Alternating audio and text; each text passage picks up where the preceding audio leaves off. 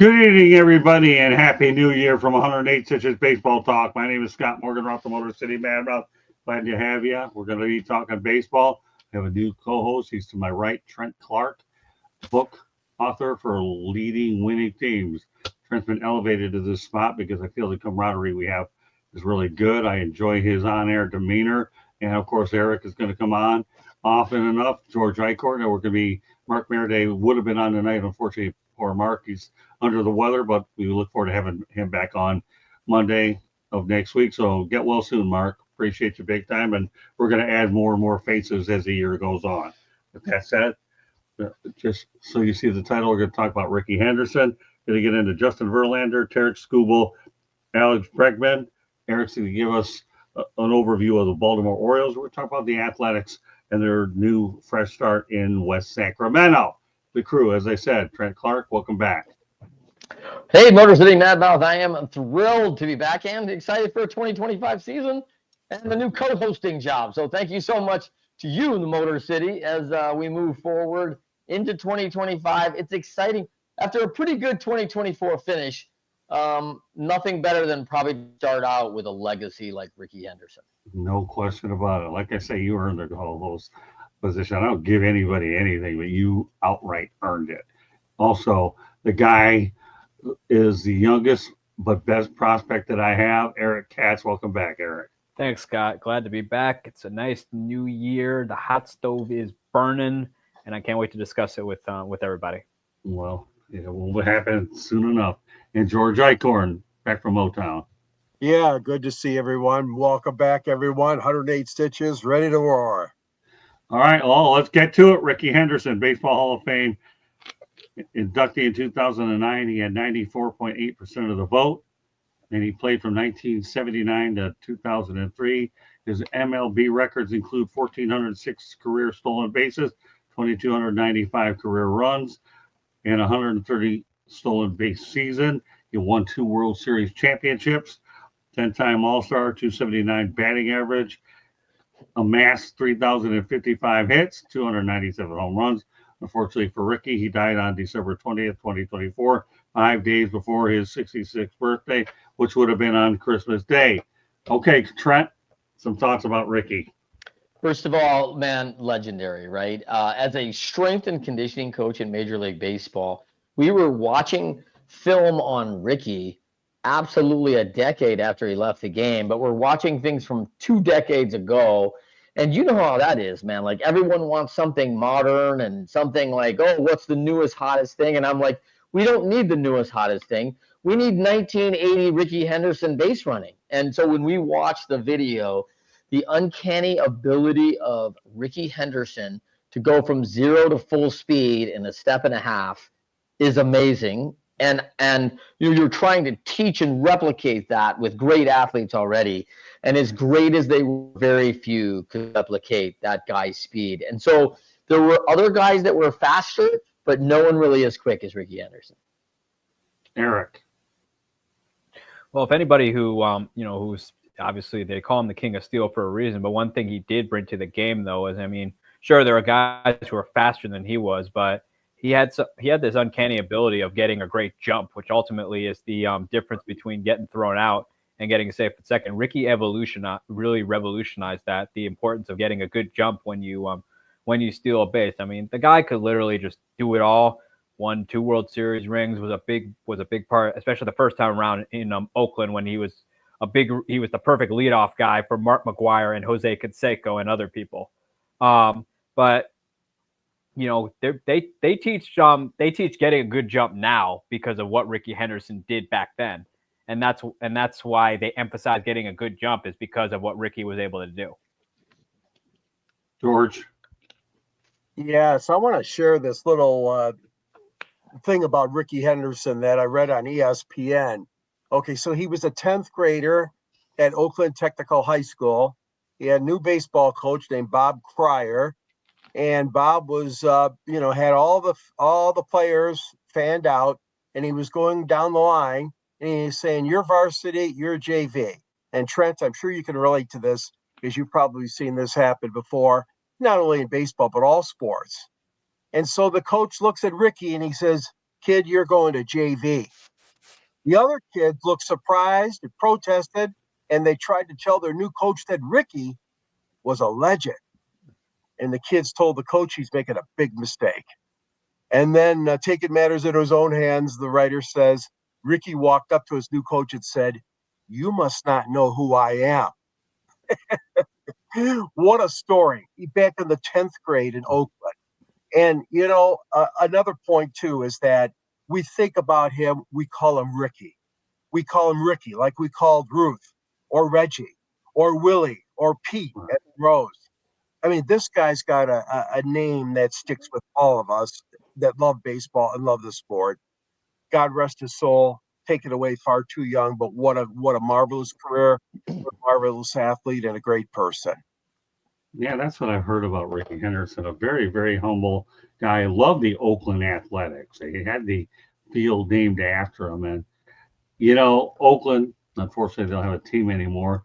But you talk about a guy that really personified that area and the Oakland Coliseum. Rickey Henderson, to me, is it.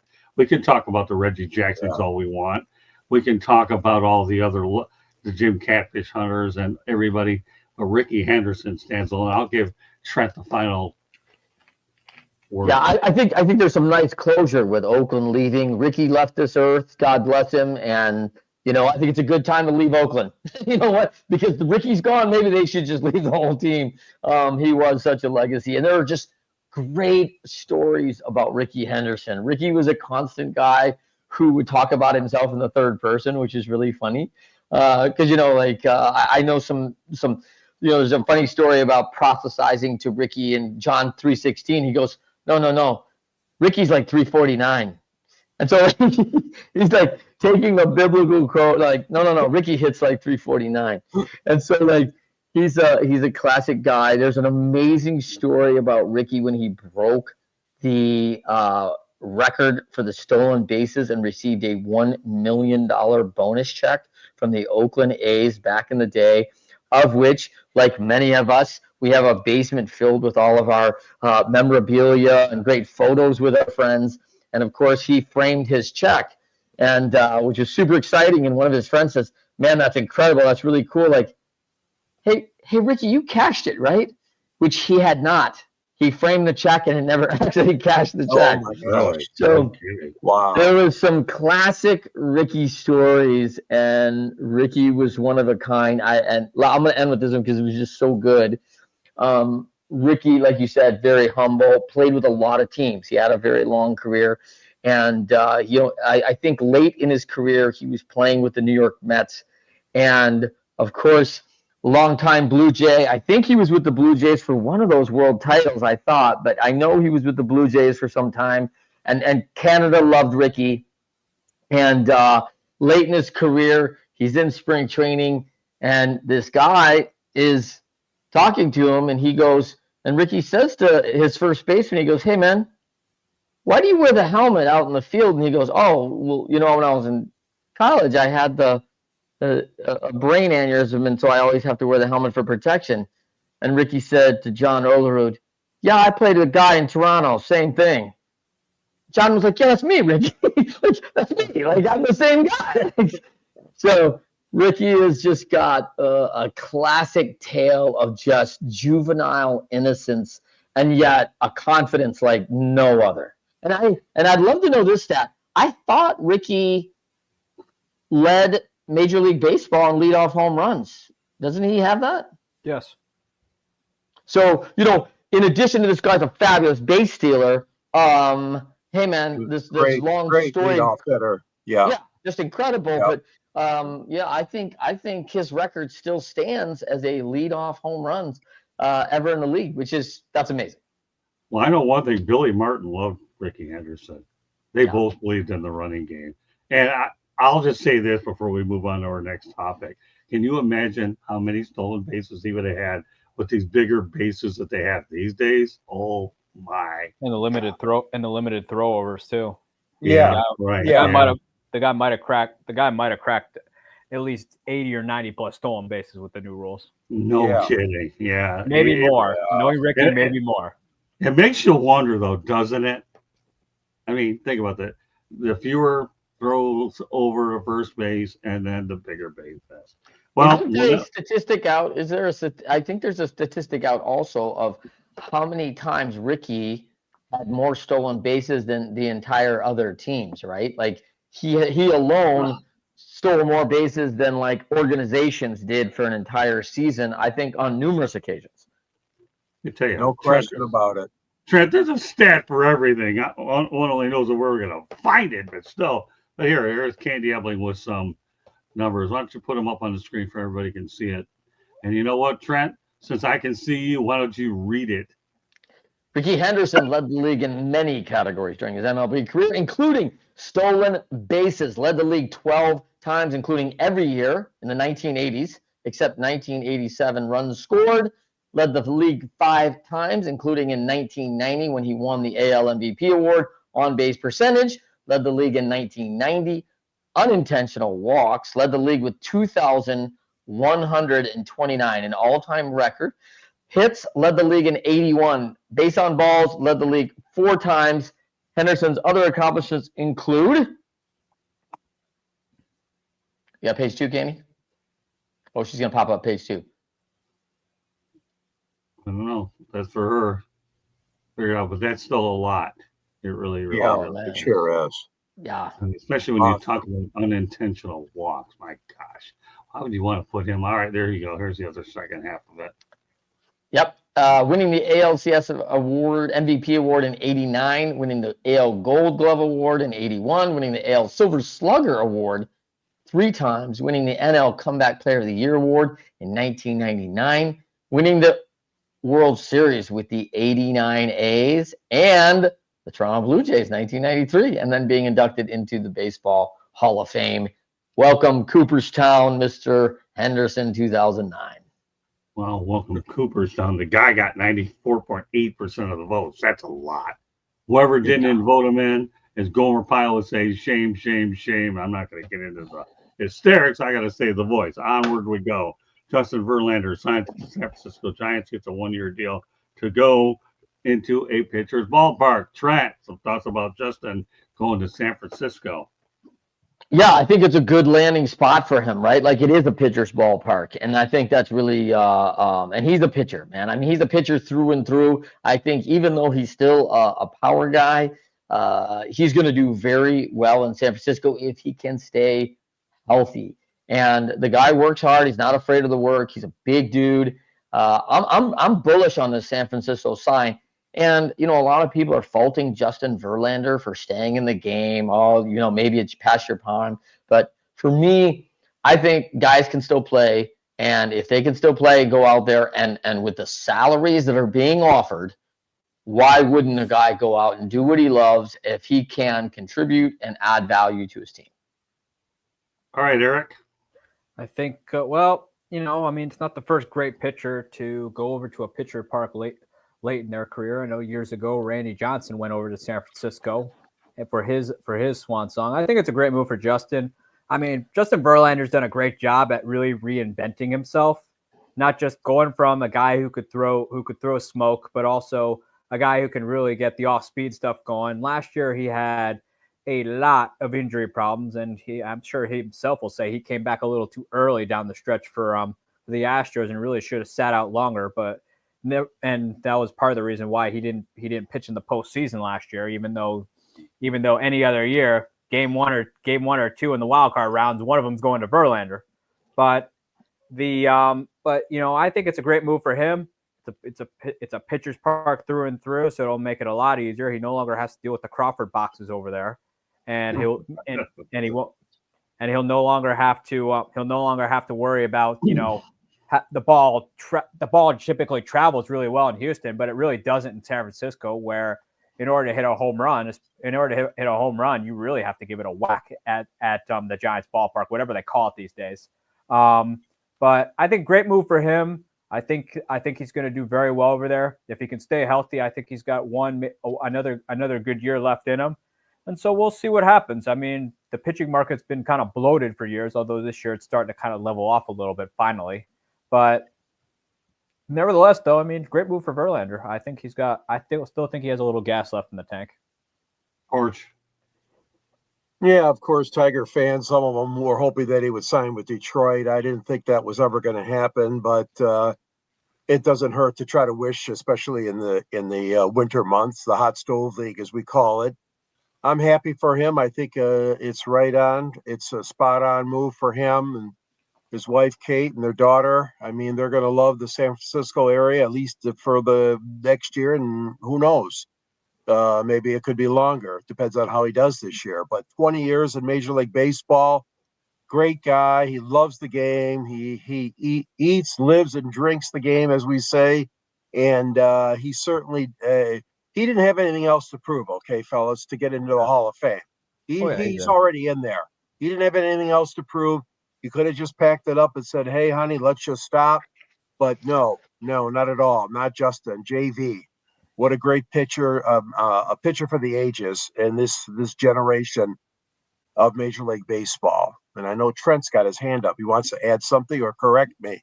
Yeah, go ahead. No, just an ad. I mean, I'm with you. I'm with both of you on this, and I would say the one thing, and I don't know the stat on this one either yet, but Verlander's a winner, right? And so one of the things that he brings is he brings that professionalism to the clubhouse. I want to say he was on a playoff team the last 8 years of the decade, including getting the Tigers into a playoff spot from a team that wasn't very good. This guy has had a number of years where if he's on the roster, these teams start believing that they're a playoff caliber. So if the San Francisco Giants looking to make a return into their glory with a very, very tough National League West, I mean, come on, you got to go through San Diego and LA to get out of that division. You need all the help you can get. He's a guy who can change some mindset, and he's a guy who expects to be in October. So I think that has a lot of value as well. So good for San Francisco. I'll only add one point because you guys have done an excellent job doing it for me. Dusty Baker is with the Giants, I believe, as a consultant. Let me tell you, He loves JV.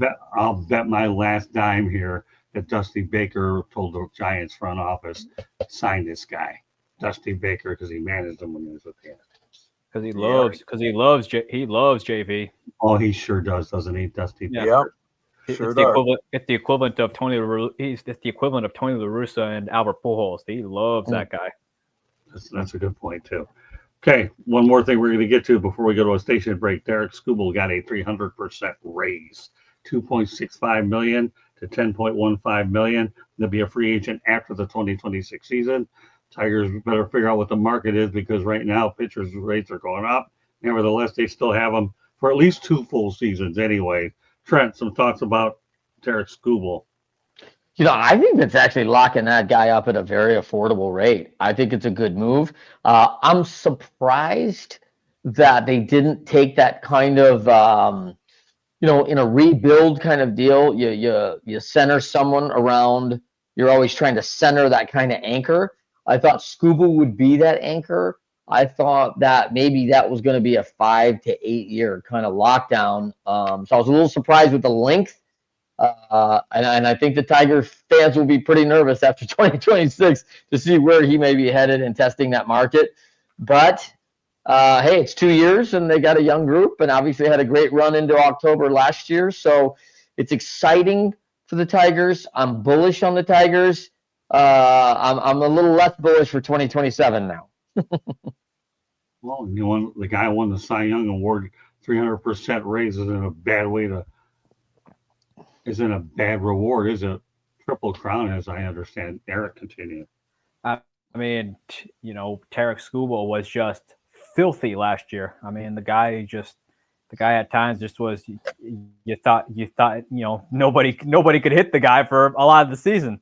I mean, nobody could figure him out. I think that's also a testament to Tigers pitching coach Chris Fetter, who did a fantastic job given the amount of injuries in that rotation, and also the bullpen plan he and AJ Hinch came up with, which took the Tigers within a walk-off hit away from facing the Yankees in the ALCS.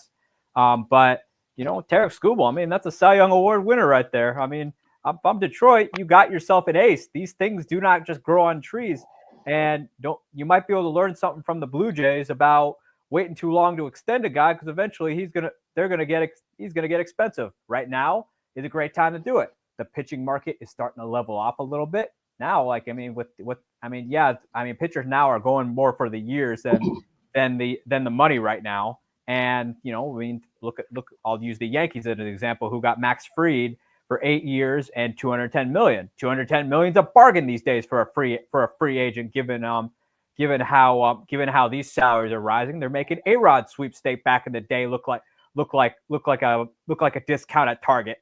But I think, though, you got to lock him up. I mean, the guy is just going to get better. I don't see a 1 year given what he's done, given what he accomplished last year, and given how it was kind of a gradual process of him getting better and healthier. More importantly, you know, you got to lock this guy up. I mean, the guy's deserving of it, and I think he's going to be, if he keeps it up, he's going to be a top 3, at least a top 5 arm in the game right now.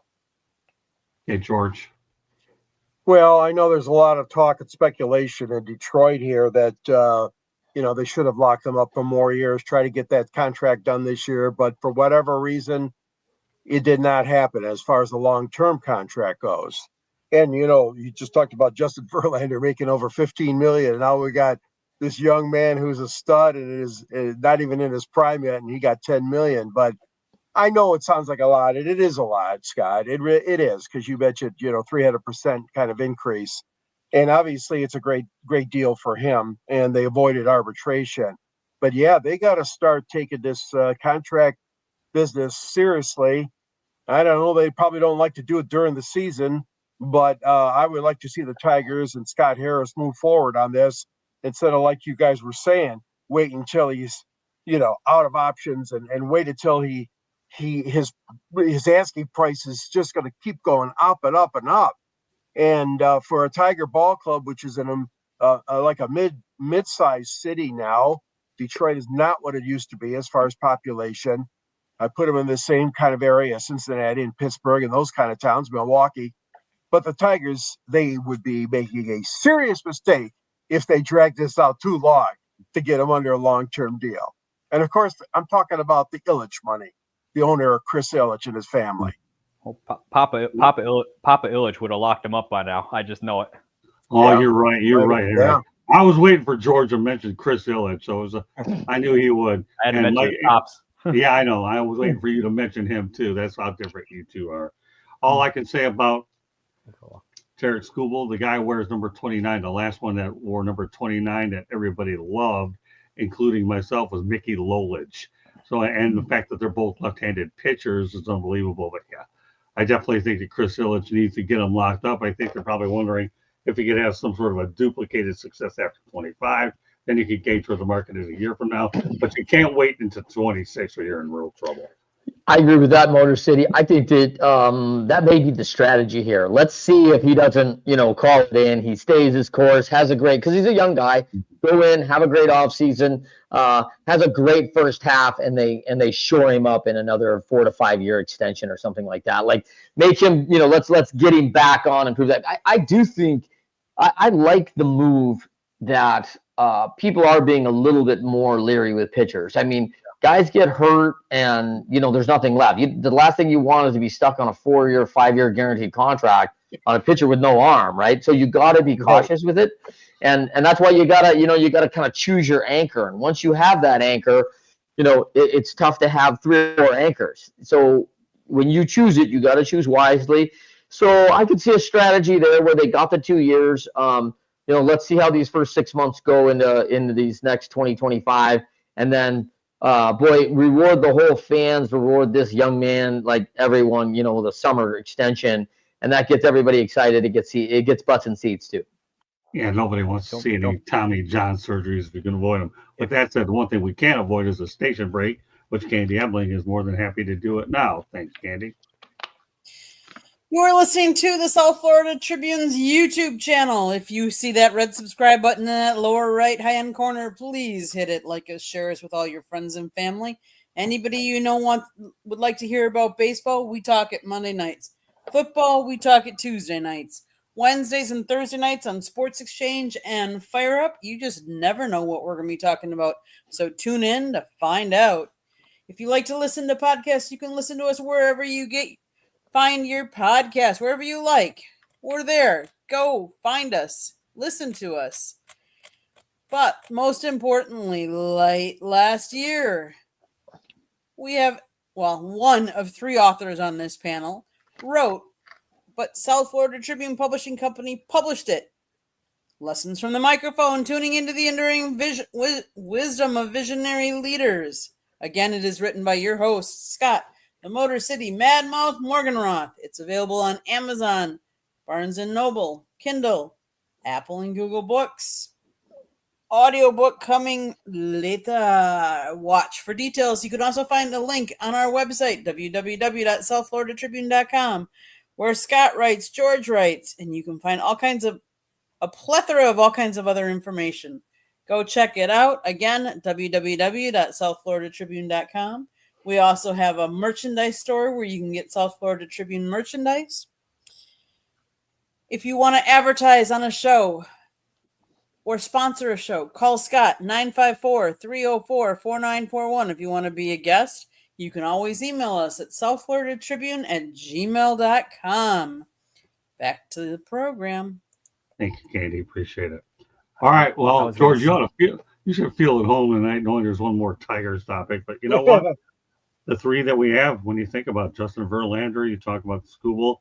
So now the question to each and every one of you is, where will Alex Bregman land? I know that the Tigers is certainly one of the higher, that the reunion with AJ Hedge, but now it seems like a lot of teams are a little leery about the amount of money that he wants. But again, my co-host Trent Clark, what's your perspective on Alex Bregman? Yeah, I think this is a danger zone for a really nice ball player.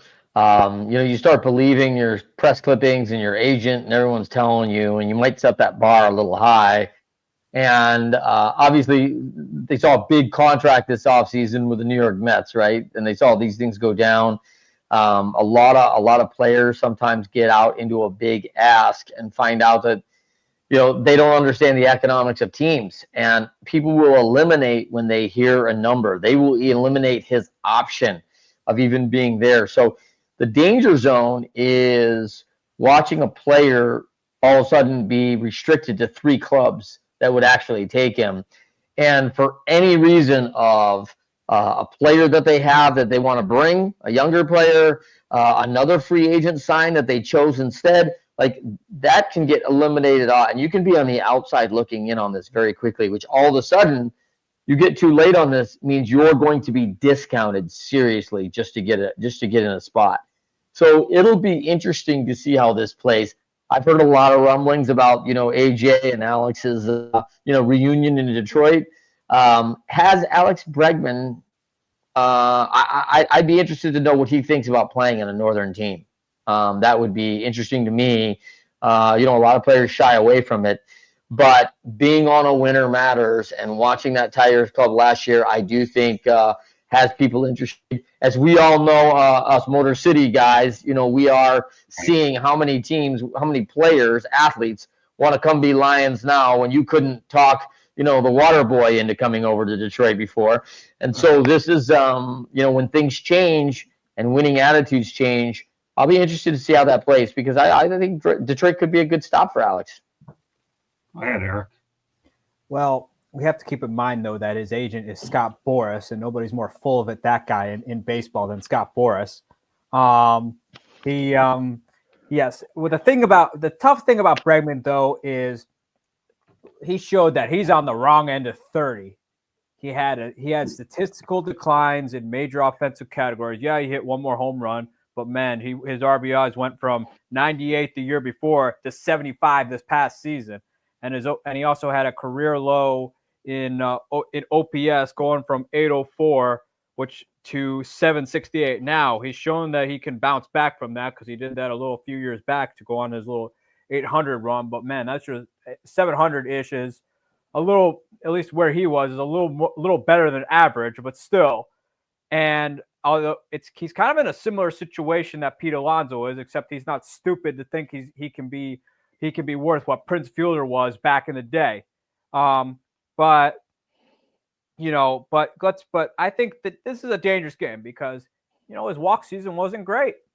He's 30. that can go either way, not just in baseball, but arguably all walks of life as I slowly start to approach that age. But it's a tough draw. I mean, I know the Red Sox are supposedly on an awkward date right now, and they're staring at each other at the table, not knowing what to say to each other. And supposedly the Tigers are all in on them. So right now, I think right now they're waiting for Boris to crack, because Boris did this last year, and now he's not the almighty Scott Boris anymore, where front offices are going to bow down to him. Now front offices have figured out to back him into a corner and give his clients the Boris special, which is like a 1, 2, 3 year deal with opt-outs, probably similar to the line that Carlos Correa did the first time around in Minnesota. But now with Bregman, this is hard, because he did not have a great year last year. I mean, yeah, he had 26-ish home runs, but 98 RBI, 75 RBI. It seems like you're heading toward the back nine faster than a meteor.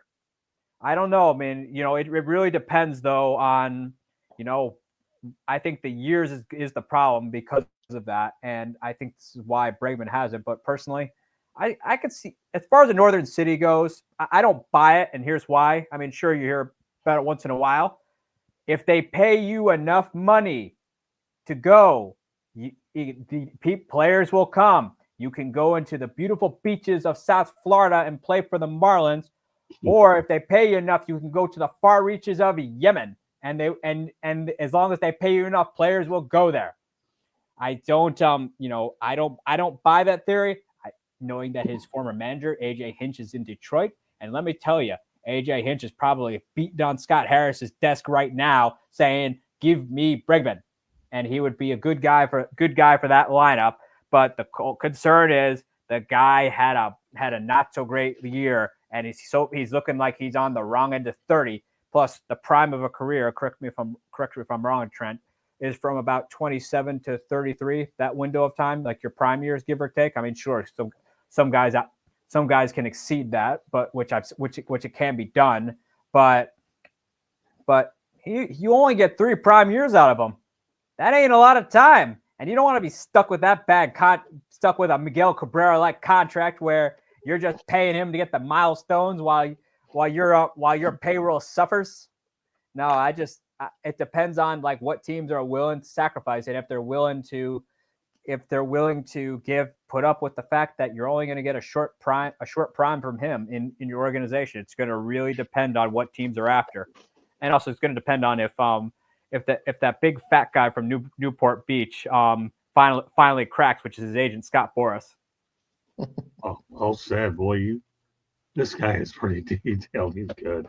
All right, George, you have a tough act to follow with Cats. Well, let me tell you, Cats, 16 games he played less last year, okay? So cut him some slack. He went from RBIs from 98 to 75. That's true. But he played 16 less games. So you got to give him some credit. I don't think the drop-off is as great as you subscribe to. But the longer this goes on, I don't see the Tigers winning it. I really don't. I think the Red Sox are going to win this one.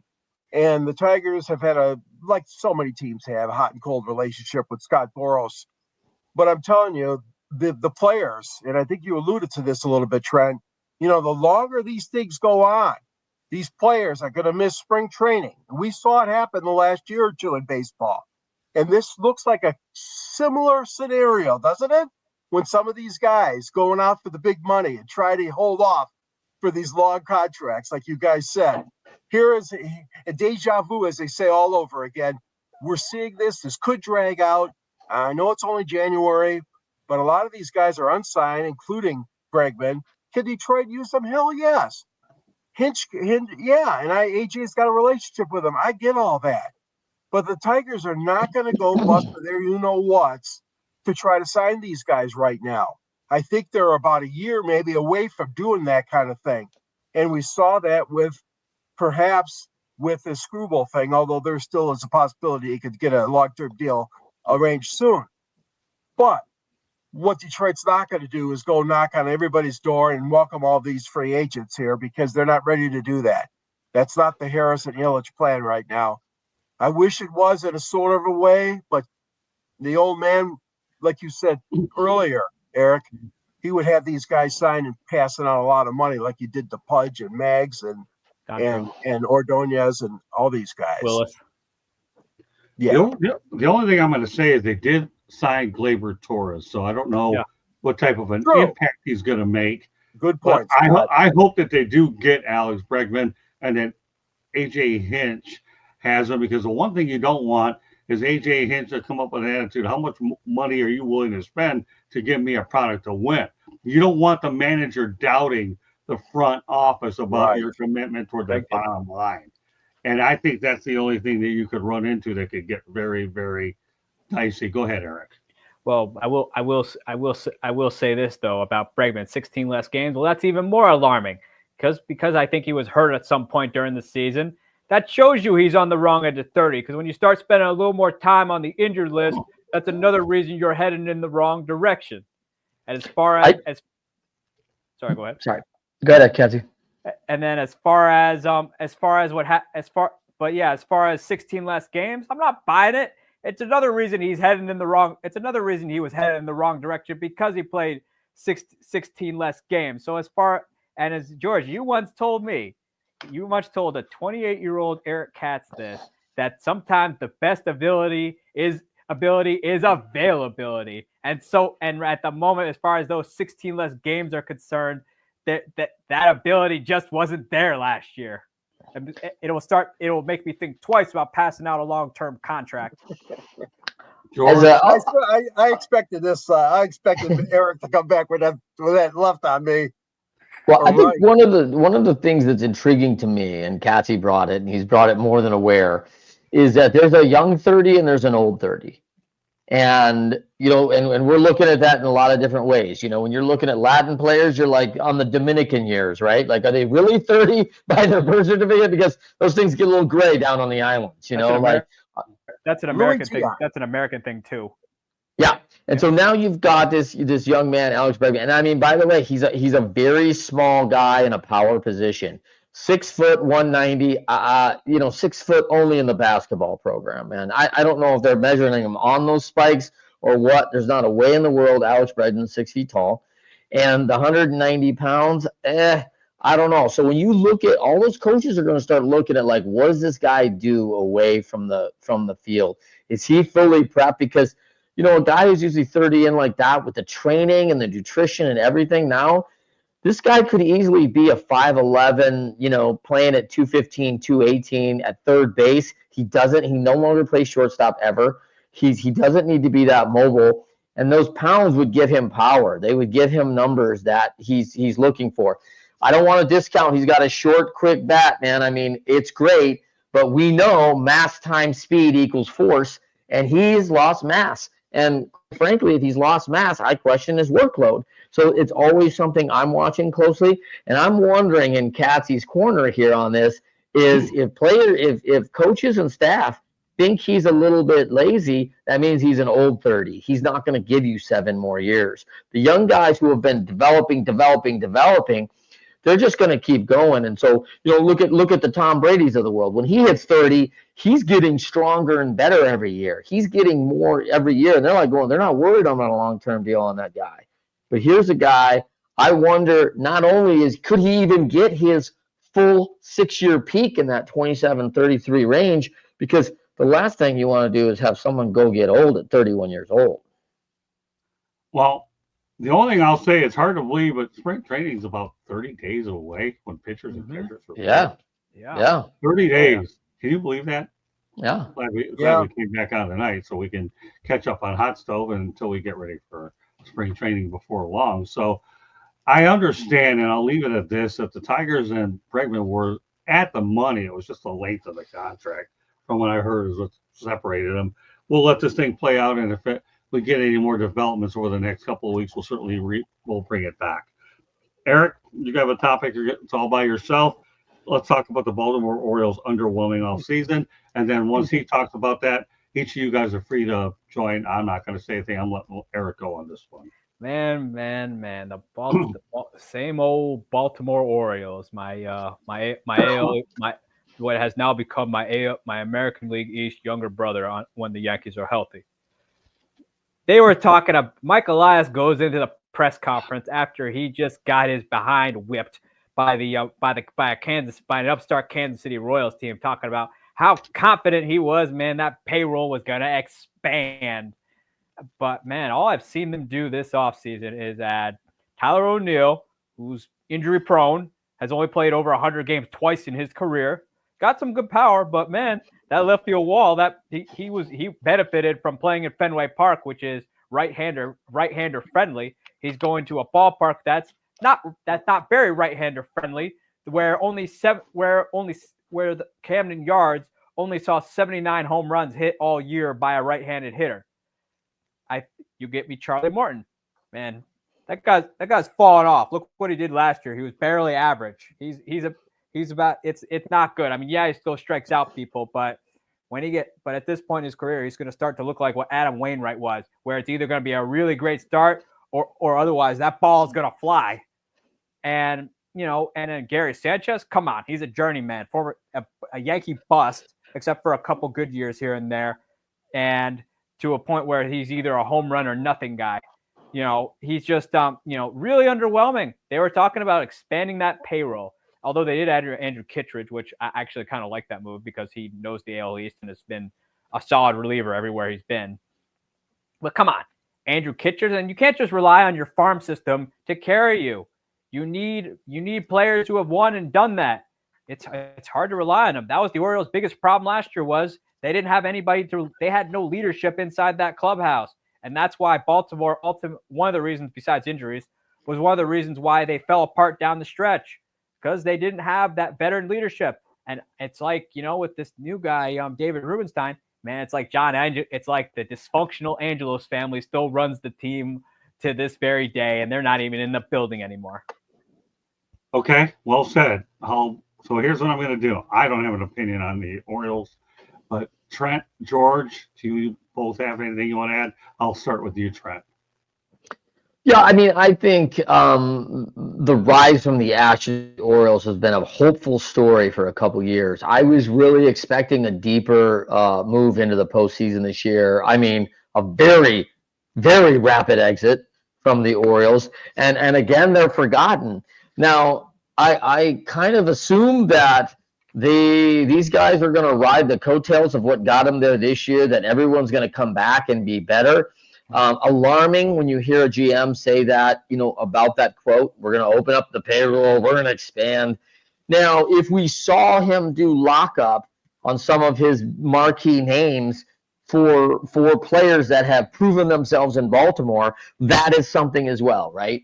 But the health issue is alarming. I don't love that because the health issue becomes, a few injuries and you're very average in this league. You've got to have your top players to compete, and a key element is detrimental. And you go from being a top 5 team to a mid-grade 15th, 16th team with a couple real key injuries, and most clubs can't afford it, and I know that Baltimore cannot afford it. And so what they're doing on that side to really get themselves healthy and shore that up, alarming when you hear about a man that they signed who's only played over 100 games twice.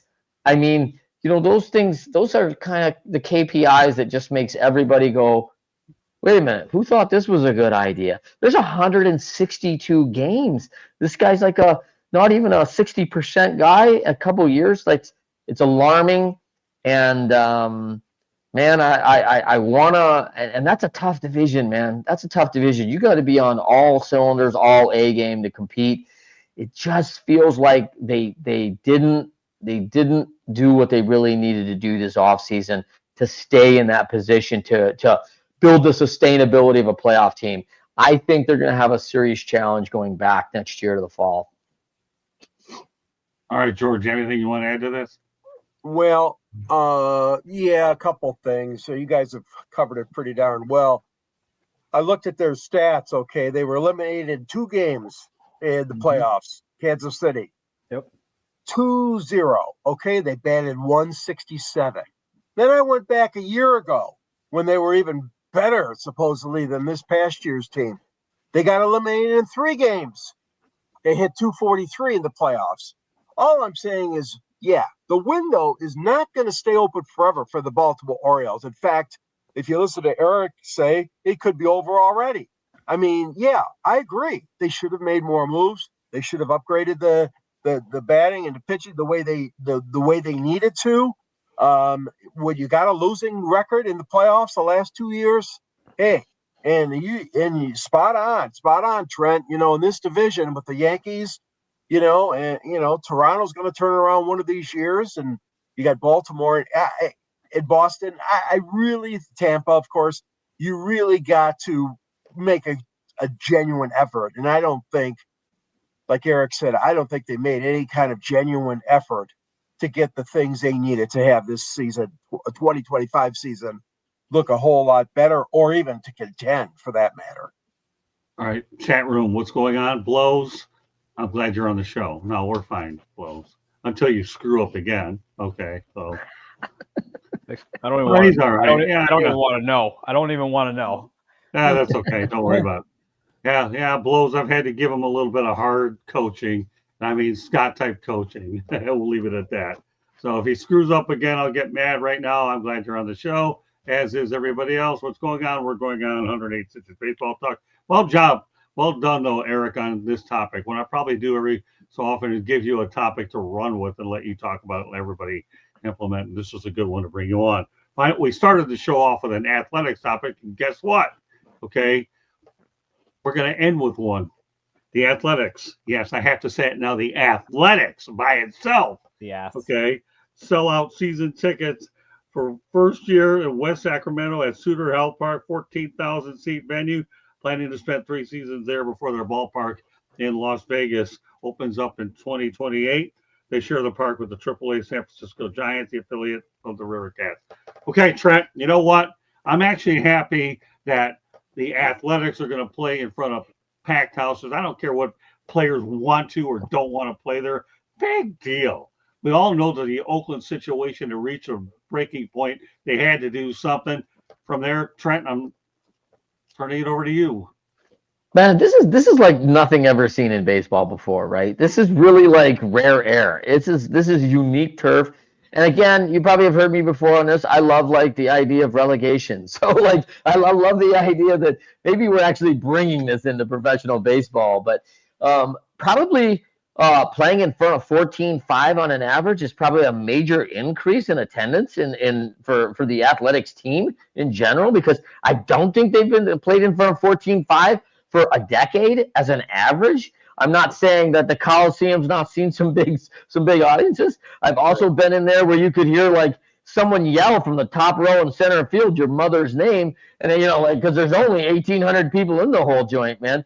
And so it's I think it's fun. I think it's exciting for West Sacramento, man. I mean, I think they're going to see some talent. It's going to be fun to see the difference between Major League Baseball and AAA baseball, because it becomes evident when you see it on the daily and between these two organizations. And that's not to put anything against the San Francisco's AAA squad, but they're going to see that every day, what that looks like from an experience standpoint.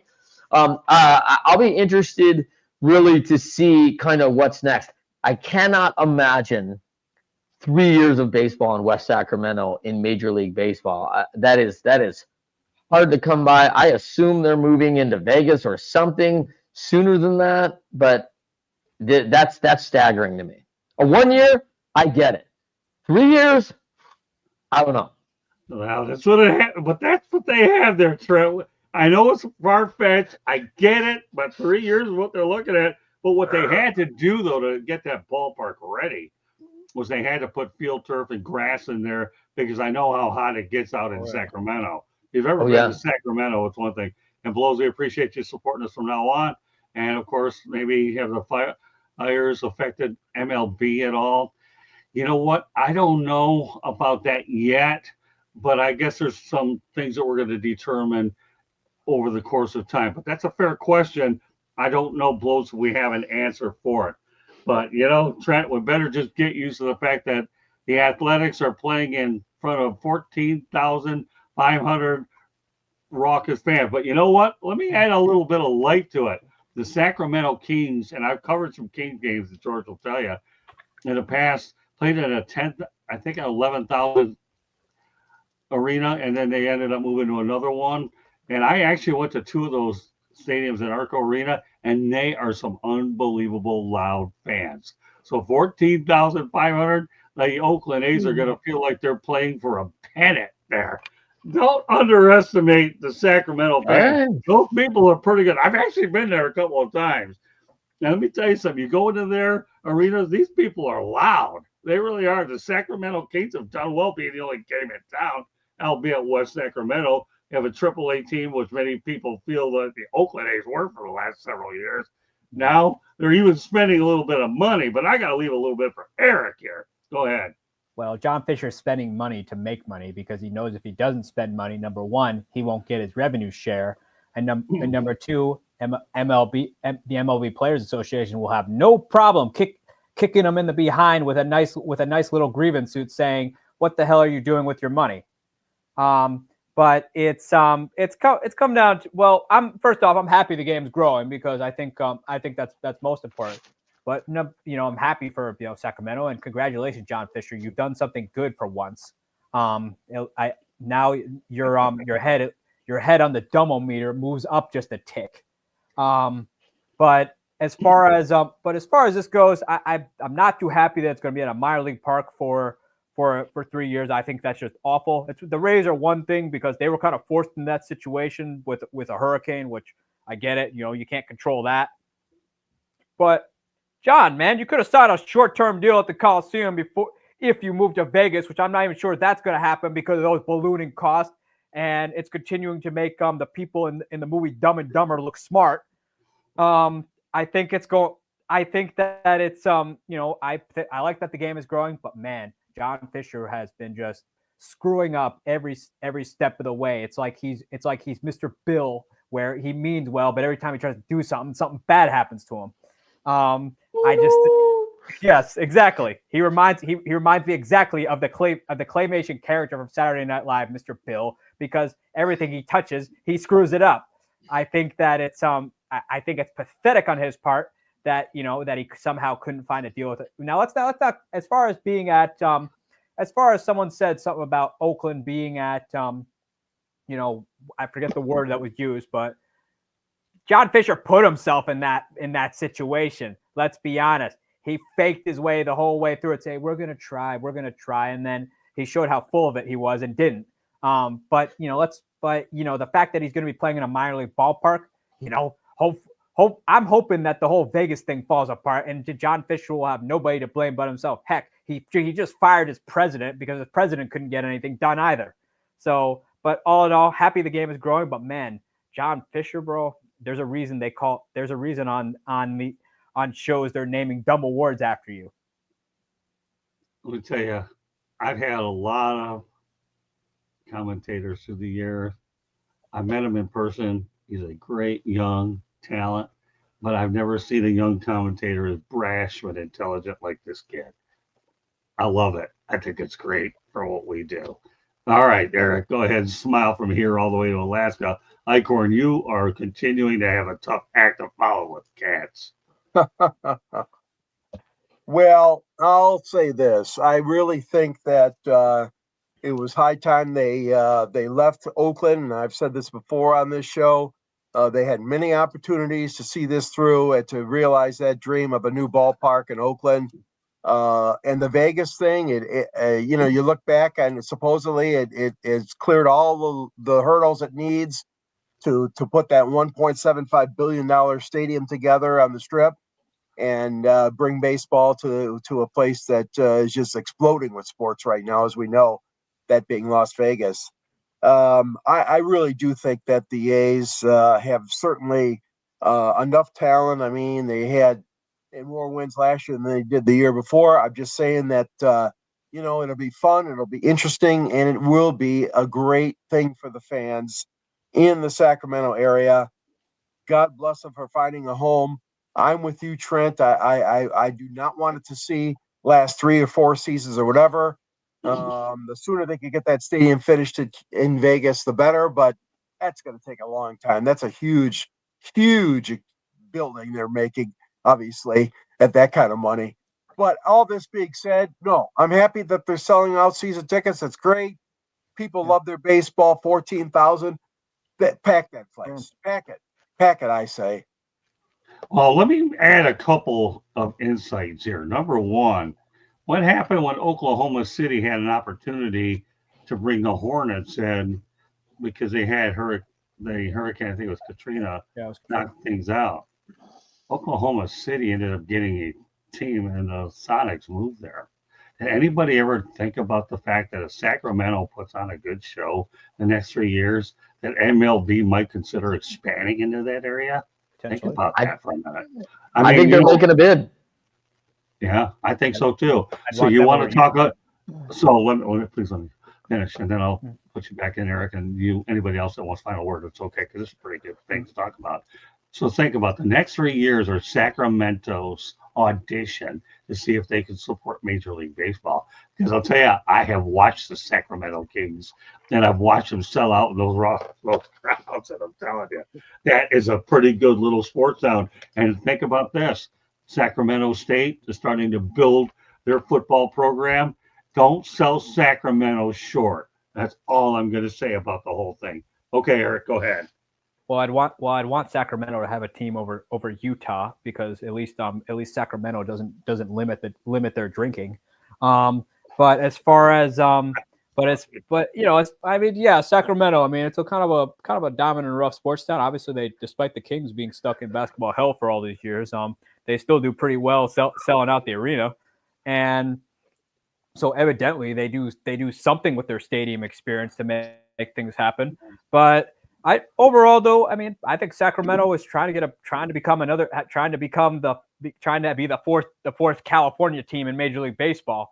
But I think it'd be perfect. They'd have a natural rivalry with the San Francisco Giants, and I think obviously baseball would obviously add another team, which hopefully Nashville, which would actually which they would have to kind of see how that would even out. They'd probably have to even out the American League and the National League. But as far as this, I'll see it to believe it, though. I mean, the first year is kind of the honeymoon period. Heck, even the Rays and the Marlins had a nice honeymoon period before they became what they became now with their fans or whatever fans exist out there.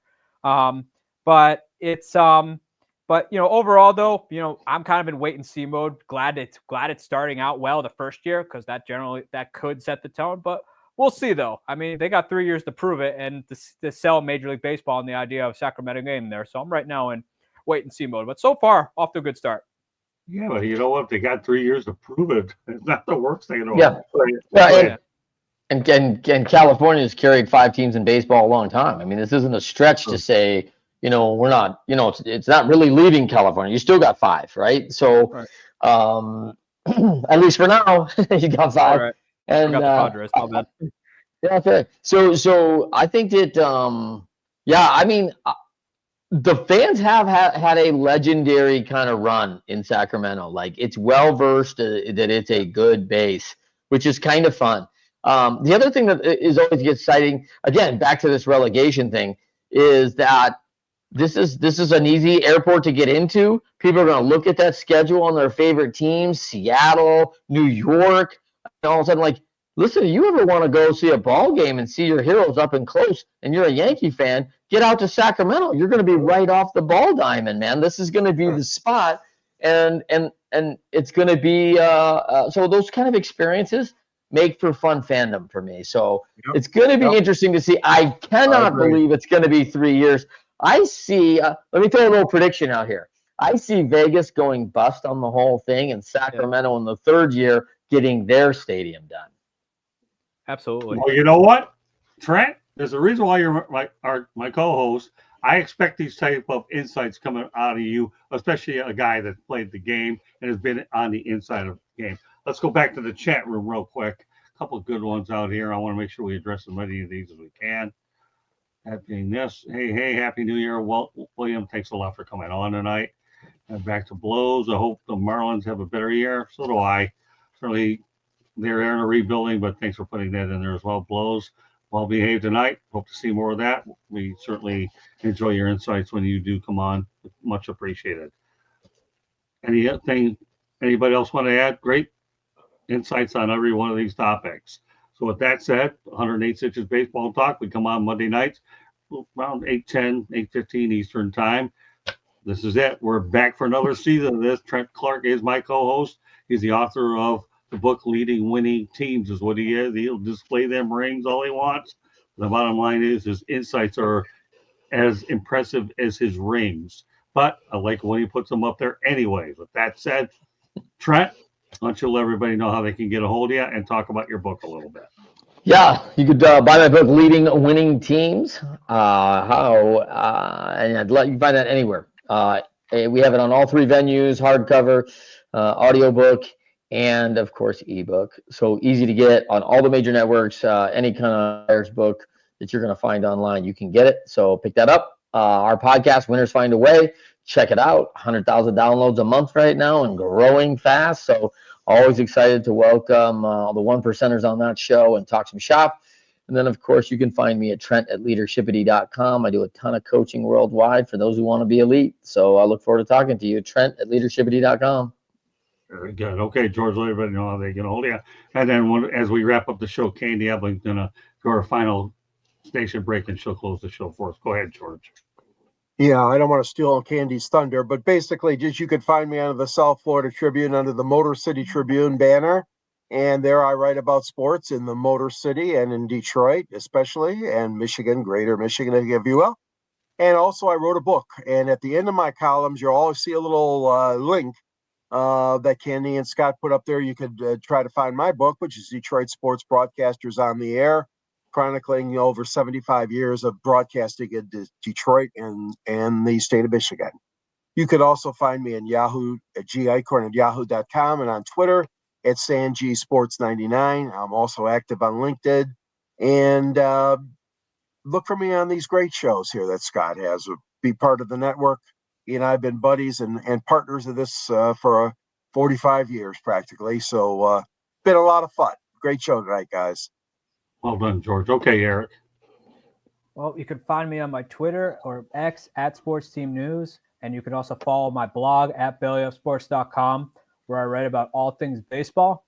If you think I don't like your team, guess what? I don't like your team at all either. All right, My Candy. team's the Yankees, Caps. My team's the Yankees, man. What are you saying? You don't like them? I've taken shots. I've taken shots at the Yankees before. Okay, yeah, sure. Yeah. That's true. Yep. Yeah, in fairness, he's to everybody. Yep. I actually wrote it when the Yankees lost the World Series. I actually published an article saying they deserved to lose and published why. So I could stomach it. All right. Yeah. No worries. All right, Candy, take us first away.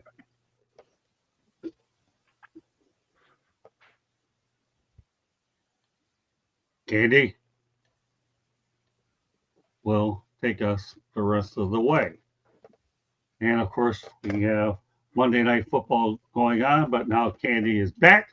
If she wants to give us a score, fine. Otherwise, she can take us home. Well, right now the score is the Rams 10, Minnesota 3. Ooh. Nice. And yes, South Florida Tribune Publishing Company published a book late last year called Lessons from the Microphone, Tuning into the Enduring Wisdom of Visionary Leaders. It is written by your host, Scott, the Motor City Madmouth Morganroth. Talks about Scott's 40 plus years in the media business and how it's changed. Old school media versus new school media. And George Eichhorn wrote the foreword. So go get your copy today. It's available on Amazon, Barnes & Noble, Apple, Google, Kindle, all those places. If you like to listen to podcasts, you can find us wherever you get your podcasts. Monday nights, we talk baseball. Tuesday nights, we talk football. Wednesday and Thursday nights, you never know what we're going to be talking about. So stay tuned to find out.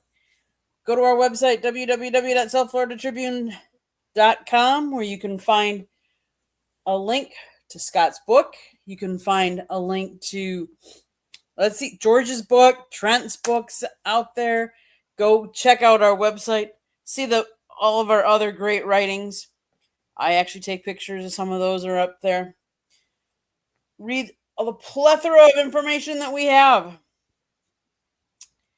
But also, if you want to be a guest, email us at southfloridatribune@gmail.com. If you want to advertise or sponsor a show, call Scott 954-304-4941. Back to you, Scott. Well done. This crew is fantastic. Trent, my co-host, awesome job as always. Wouldn't expect anything less out of you anyway, George. I've known you forever. Eric, to me, you're a rising star, is all I can say. That's it. That does conclude this edition of 108 Stitches Baseball Talk. So on behalf of Trent Clark, the author of Leading Winning Teams, and now a part of this winning team, as my right-hand man, and George Eichhorn has been my right-hand man forever, and Eric Katz, oh, there he is. Keith Jackson would say, this guy's doing some stuff. I want to thank you for joining us tonight. Appreciate the effort in the chat room as well by those that participated. We will see you next Monday night on 108 Stitches Baseball Talk. Take care, everybody, and once again, our prayers deeply go to those individuals in California with those wildfires. We're all praying for you to get through this dilemma. I know it's difficult, but we're all praying for you to get through it the best you can. Good night, everybody. We'll see you next Monday night.